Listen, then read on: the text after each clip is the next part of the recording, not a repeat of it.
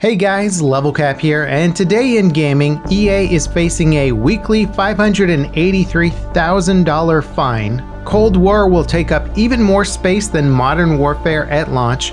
Halo Infinite lost another lead developer, and more.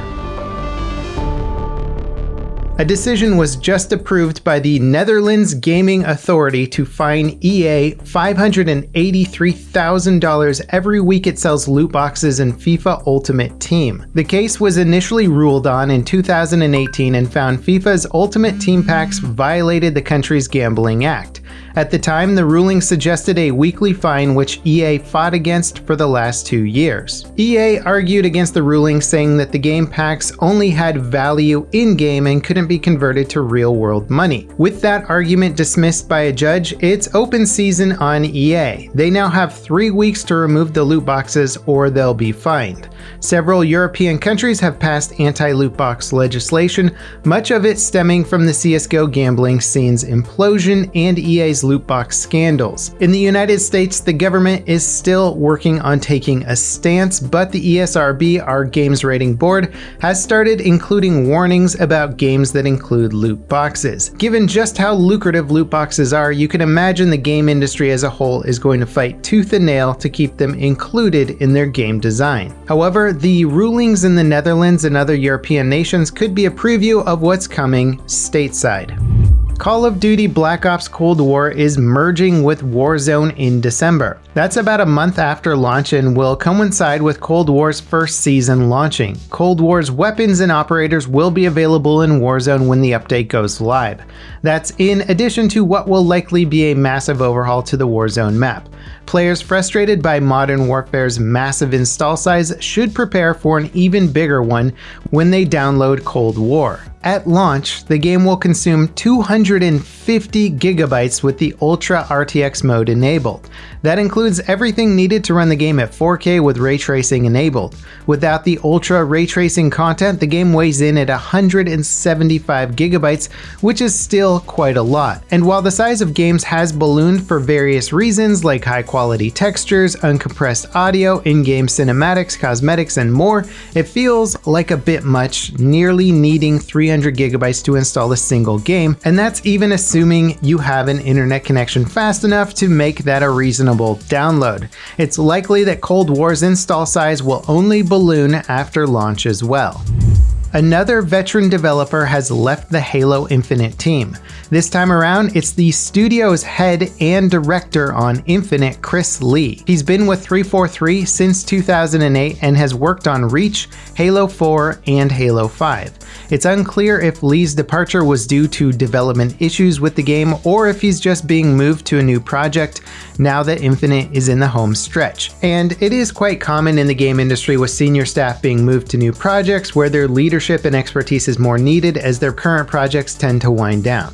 That said, Lee is the second project lead to leave the game's development team in 2 years. Microsoft recently brought on Halo veteran Joe Staten to oversee the Infinite's campaign in August. They also brought on Pierre Hintz, who led the Master Chief Collection publishing team to oversee multiplayer development. With these two new leads, Lee's role in development of Infinite was reduced.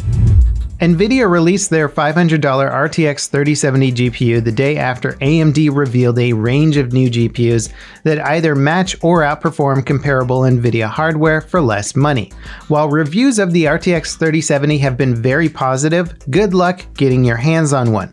They sold out instantly at launch, and NVIDIA are barely managing to deliver 30% of requested stock, according to some retailers. The race is officially on to see which GPU maker can keep up with the demand for their products. It seems unlikely that either company will keep up until next year though, thanks to the pandemic and people staying inside and playing a lot more video games.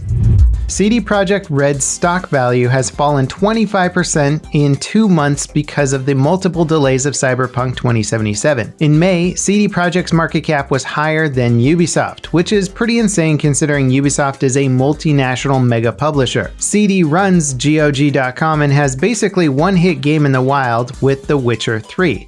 Since then, however, Ubisoft's market cap has gone up to be 40% higher than CD Projekt Red's.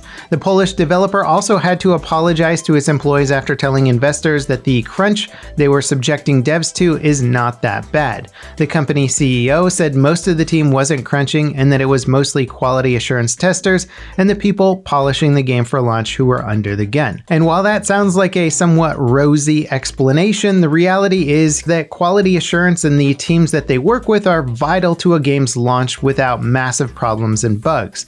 Not giving them enough time to do their job or making them crunch regardless of the compensation they receive is what leads to launch disasters like Fallout 76, Assassin's Creed Unity, and SimCity 2013. And despite some of those games being now seen as relatively good, their launches were awful and massively impacted reception by players and critics.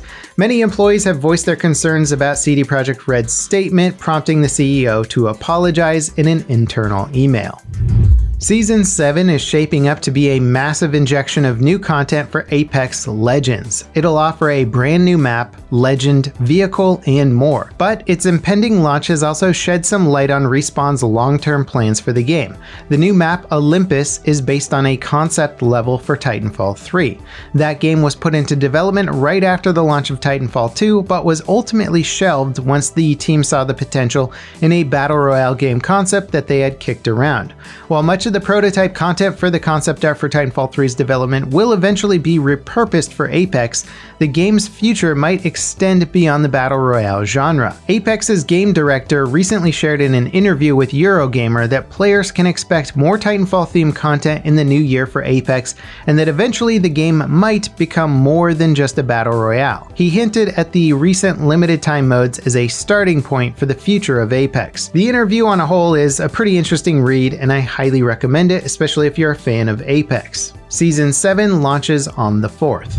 Indie co-op horror game Phasmophobia just launched a new patch that fixes many bugs and adds Halloween content. The game is the latest in a string of overnight success stories fueled by streamers following Fall Guys and Among Us. In Phasmophobia, players work together to identify ghosts haunting various buildings. And despite its relatively indie appearance, Phasmophobia is a surprisingly effective horror game that offers a pretty compelling co-op experience as players need to work together to gather clues and use different equipment simultaneously. Due Process, effectively the indie Rainbow Six Siege, just entered early access and the reviews have been pretty positive. There are definitely some complaints though, with the most notable being performance, load times between rounds, and overall balance.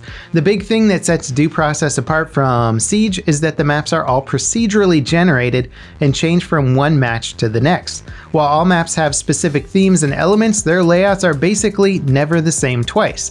So the need to learn every possible angle and spot on a map kind of goes out the window in favor of a much more reactive and fast-thinking approach. It's an exciting game and I'll be taking a more in-depth look at it soon, so stay tuned for that. In our final story today, the Half-Life fan remake turned proper release Black Mesa is getting a definitive edition update. Black Mesa was developed over 15 years by a variety of people and under varying conditions. This long development cycle caused early areas of the game to lack the level of polish and detail that later levels got. The update is currently available in beta and essentially overhauls aspects of every level in the game to make it a more consistent experience. If you've never played Half-Life 1 before, it's probably a better idea to start with the original experience, but Black Mesa is a welcome overhaul for folks that want to re-experience the classic FPS game updated to modern standards. And that wraps it up for today in gaming. As always guys, thank you so much for watching. I hope you enjoyed. If you did, leave a like. Don't forget to subscribe for more news content in the future. Let me know what story you thought was the most interesting down below. And I'll see you next time. This is LevelCap signing off.